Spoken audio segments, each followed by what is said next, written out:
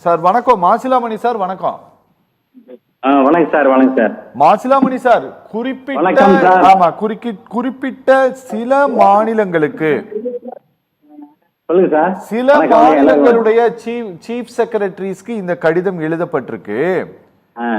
நீங்க தேசிய அளவிலான முன்னுரிமைக்கு ஏற்றவாறு நீங்க உங்களுடைய பாலிசியை ரீடிஃபைன் பண்ணுங்க அப்படின்ட்டு இந்த கடிதம் எழுதப்பட்டிருக்கு. ஆமா, சில மாநிலங்களுக்கு மட்டும் எழுதப்படுவதற்கு என்ன காரணம் சார்? எதனால இதை தமிழ்நாடு விவசாயிகள் சங்கம் இவ்வளவு கடுமையாக கண்டிக்கிறது? இல்ல சில மாநிலங்களுக்கு மட்டுமல்ல, என்றைக்கு எஸ்டினுடைய ஏஜெண்டா தமிழ்நாடு நுகர்பொருள் வாணிப கழகம் ஆரம்பிச்சோ அன்றிலிருந்து அதை எஸ்டி எங்கெங்க கொள்முதல் பண்றாங்களோ அவருடைய நாம்ஸ் ஏற்றிட்டு கொள்முதல் பண்றாங்களோ எல்லா ஸ்டேட்டையும் அந்த சம்பந்தப்பட்ட ஸ்டேட்டுக்கு இந்த கண்டிஷன்ஸ் பொருந்தும். சரி, அவங்க என்ன சொன்னாங்க, இப்ப சொல்ல புதுசா சொல்ல முதலே சொல்லிட்டு இருக்காங்க. ஆனா யாரும் அரசாங்கம் மாநில அரசாங்கம் கேட்கறது இல்ல. அவங்க என்ன சொல்றாங்க, எஸ்டில நாங்க ஒரு நாம்ஸ் வச்சு ரேட்டை பிக்ஸ் பண்ணிருக்கோம். சரி, அதுக்கு மேல கொள்முதல் பண்றது பொருத்தம் அல்ல. சரி, வேலை கொடுக்கறதோ ஊக்கத்தொகை கொடுக்க. ஏன்னா அரசாங்கம் 1975 இருந்து தமிழ்நாடு நுகர்பொருள் வாணிப கழகம் எஸ்டினுடைய ஏஜெண்டா மாறின பிறகு விலையை அவங்கதான் நிர்ணயிக்கிறாங்க. மேல இவங்க நிர்ணயிக்க முடியாது. சரி, அப்படி நிர்ணயிக்கிற பொழுது அவங்க மேலும் ஊக்கத்தொகையை அதை கொடுக்க கூடாங்கிறதா நாம் ஸ்டெப்ப. சரி, ஆனா அதையும் தாண்டி தமிழ்நாடு அரசு என்னன்னா இடைநிகழ்ச்சி செலவு அப்படின்னு ஃபர்ஸ்ட் கொடுத்தாங்க. சரி, வண்டி போக்குவரத்துக்கு அந்த தொழிலாளிக்கு சம்பளம் அப்படிங்கிற வகையில இடைநிகழ்ச்சி செலவு அப்படிங்கிற பேர்ல கொடுத்தாங்க. சரி, அது ஏன்னா அவங்களுடைய கட்டுப்பாட்டுல வராதுங்கிறதுனால திரும்ப நாளடைவே அதை போனஸா அறிவிச்சுட்டாங்க. இப்ப இதை சென்ட்ரல் கவர்மெண்ட்டை பொறுத்தளவு எந்த மாநில அரசும் இந்த மாதிரி ஒரு நாங்க அறிவிக்கிற விலைக்கு மேல கொடுக்க கூடாதுங்கிறதா அவங்க தொடர்ந்து வலியுறுத்துறாங்க. இப்ப தமிழ்நாடு இந்தியாவை பொறுத்தளவு சத்தீஸ்கர் அடுத்தது கேரளாவில தான் ஊக்கத்தொகை அதிகம். சரி, அதை தான் மென்ஷன் பண்ணி எல்லா தலைமை செயலாளருக்கும் பினான்ஸ் டிபார்ட்மெண்ட் கடிதம் எழுதும் பொழுது அதுக்கு விளக்கம் கேட்டு தலைமை செயலாளர் கேரள தலைமை செயலாளர் ஒரு கடிதத்தை அனுப்புறாரு. சரி, அதுக்கு பதில் தான் அவர் 9/1 கேட்கிறாரு.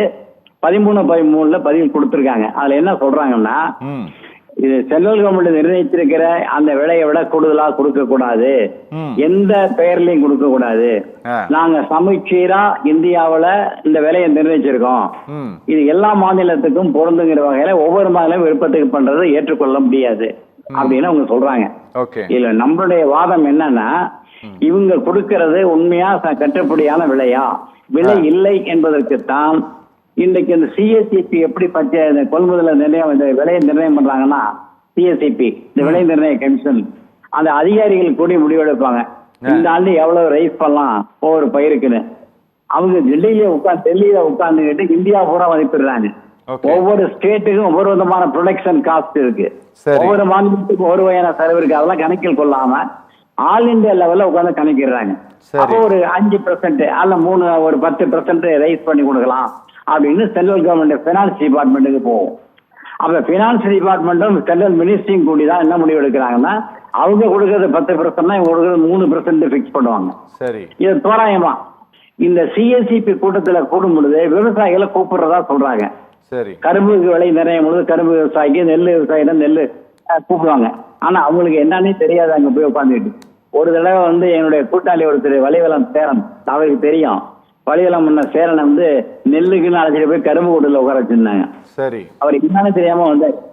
அப்ப ஃபிக்ஸ் பண்ற முறைகளே சரியில்லை, எதுவும் ஒன்று. அப்ப இந்த மாதிரி சிஎஸ்சிபி ஃபிக்ஸ் பண்றதும் மத்திய அரசு நிர்ணயம் பண்றதும் விவசாயிகள் கட்டுப்படியான விலை இல்லை என்பதற்கு அடிப்படையில தான் இது ஆட்டாது. அப்ப விவசாயிகள் போராடும் பொழுது அந்த மாநிலத்து விவசாயிகளுடைய நலனை கருதி நல்ல எண்ணத்தின் அடிப்படையில மாநில அரசு போனஸ் கொடுக்குது. அது அவர்களுடைய ஃபண்ட்ல இருந்து கொடுக்குறாங்க. இது எப்படி தடுப்பது?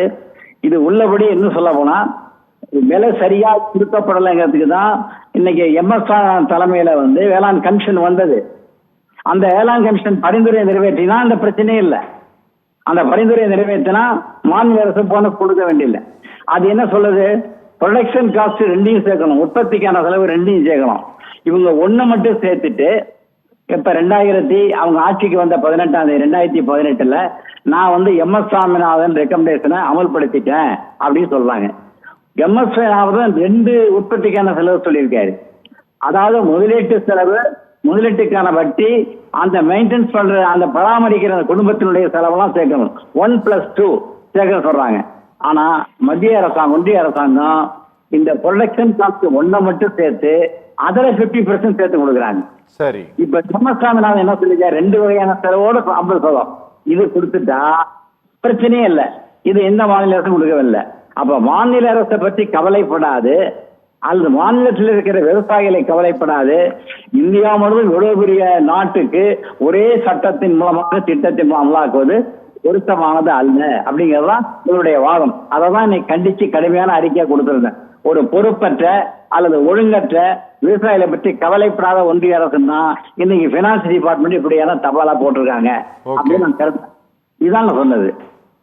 Okay sir, okay sir. அதாவது ஒருவேளை இந்த கூடுதல் விலையை மாநில அரசுகள் கொடுக்கக்கூடிய மாநில அரசுகள் அதை வந்து கட் பண்றாங்க அப்படின்னா அதற்குண்டான அரசியல் ரீதியான பின்விளைவுகளே அந்த எந்த பார்ட்டி ரன் பண்ணுதோ அந்த பார்ட்டி அனுபவிக்க போகுது. கரெக்டா? கரெக்டா, அனுபவிக்க தான் போகுது சார். இப்பதான் 3 வருஷம் போராடிட்டு இருக்காங்களே, போராடிட்டு இருக்குமே.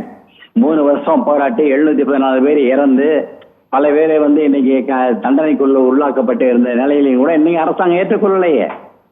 அப்ப இந்த ஒன்றிய அரசாங்கம் விவசாயிகளை பற்றி கவலைப்படாம இருக்கும்போது மாநில அரசு கவலைப்படணும். ஆனா அதுக்கு என்ன வாதம் சொல்றாங்க, ஒன்றிய அரசு கன்சூமரை பத்தி கவலைப்படணுங்கிறாங்க. ப்ரொடக்ஷன் அந்த விவசாயியை பற்றி கவலைப்படாது. 2வது கன்சூமர் விலை ஏறிடும். அதாவது விலை ஏத்துனா இந்த உற்பத்திக்கான சில விலையை உயர்த்தினா வாங்கி சாப்பிடுற மக்களுக்கு விலை ஏறுது இல்ல அப்படின்னு கருதுறாங்க. ஆனா உண்மை அதுவல்ல. நாங்க வந்து கிலோ நெல் 20 ரூபாய்க்கு 25 ரூபாய்க்கு விக்கிறோம்னா நெல்ல இன்னைக்கு அரிசி கடையில போய் வாங்கினா அந்த அரிசி என்ன வரும், 15 ரூபா வரும் கிலோ. ஆனா என்ன கொடுத்து வாங்கிட்டு இருக்காங்க, எல்லாரும் 40 ரூபா கொடுத்து வாங்கிட்டு இருக்காங்க. அப்பதான் அந்த கஷ்டம் தெரியாதா? சரி, கன்சூமர் கஷ்டப்படுறாங்கன்னு ஃபார்மர்ஸ் துன்பப்படுத்துறதா? கன்சூமரும் வாழணும், நுகர்வோரும் வாழணும், ப்ரொடக்ஷன் பண்ற விவசாயம் வாழணுங்கிற இது பேலன்ஸ் பண்றதான கவர்மெண்டோட வேலை. Okay sir, okay okay okay பேசலாம். புரியுது புரியுது. மாசிலாமணி சார், மாசிலாமணி சார், இந்த விவகாரம் இந்த பார்லிமெண்ட்ல department of expenditure, ministry of finance கொடுத்திருக்கக்கூடிய இந்த பதில், இது விவசாயிகள் மத்தியிலேயே விழிப்புணர்வை ஏற்படுத்த வேண்டிய ஒரு கடிதம் தொடர்பான ஒரு பதிலைத்தான் பார்லிமெண்ட் கொடுத்திருக்கா சார்? ஆமா, விவசாயிகள் வந்து விவசாயிகளுக்கு தெரியும். ஆனா விவசாயிகளுடைய பழக்கம் என்ன, நேரடியாக தாக்குதல் வரும்போதுதான் அது கொந்தளிப்பா மாறும். ஓகே, அதுவரையும் எங்களுக்குள்ளதான் இந்த மாதிரி விவசாய தலைவர்கிட்ட தான் கொந்தளிப்பு இருக்கும். குறிப்பா இவங்க சொல்றது வந்து 22, 23 பொருளுக்கு தான் இவங்க சிஎஸ்சிபி விலை நிர்ணயம் பண்றாங்க. சரி, எம்எஸ்பி விலை நிர்ணயம் 23 பொருளுக்கு. ஆனா 23 பொருளும் அரசாங்கம் உதவி பண்றதில்லை.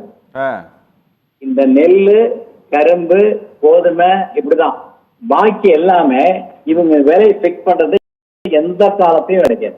சரி, இதெல்லாம் தனியார் வியாபாரிகள் நம்பிதான் கிட்டத்தட்ட ஒரு 18 பொருட்களை விவசாயிகளை விற்க வேண்டிய கட்டாயம் இருக்கு.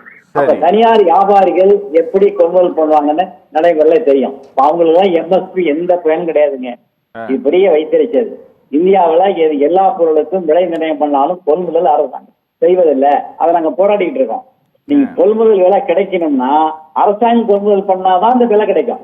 சரி, அப்ப இது ஒரு பின்னடைவு இருக்குங்கிறது ஒண்ணு.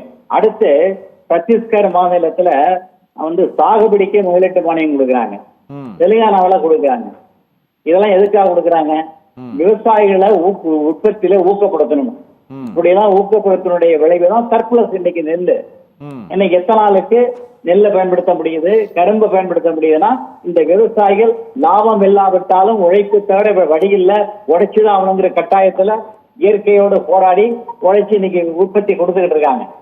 அந்நிய நாட்டுக்கு ஏற்றுமதி ஆகுது. இந்திய வேளாண் பொருட்கள் ஏற்றுமதி ஆகலாம். இந்தியாவுக்கு அந்நிய செலாவணி கிடைக்குது, இந்தியாவுடைய முதலீட்டு பெருகுது. இதெல்லாம் கவலைப்படாத அரசாங்கம் 3-50 படி விலை கொடுத்தாங்க. அவங்க சொன்ன மாதிரி, தலைவர் சொன்ன மாதிரி 3-50 படி விலை கொடுத்துட்டா எந்த பிரச்சனையும் இல்லை. எல்லா பொருளுக்கும் கொடுக்கணும் விலை.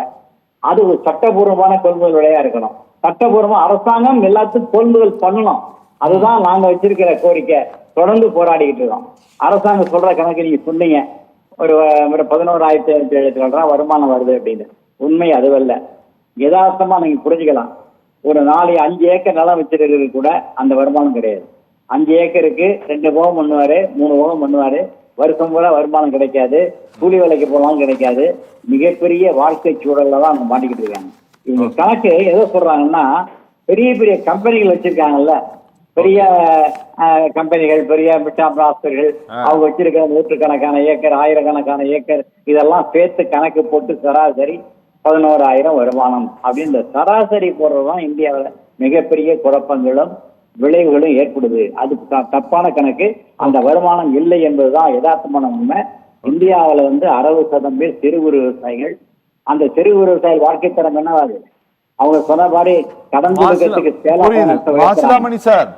மாசிலாமணி சார் என்னன்னா சார் இந்த விஷயம் இது நெல் உற்பத்தி செய்த பிறகு சார் எல்லாம் வீணா போகுது, கொள்முதல் பண்ணுங்க, இந்த அரசு எந்த வேலையுமே செய்யல அப்படின்ட்டு பல அறிக்கைகள் பல கண்டனங்கள் வருவதை பார்க்கிறோம். சரியா?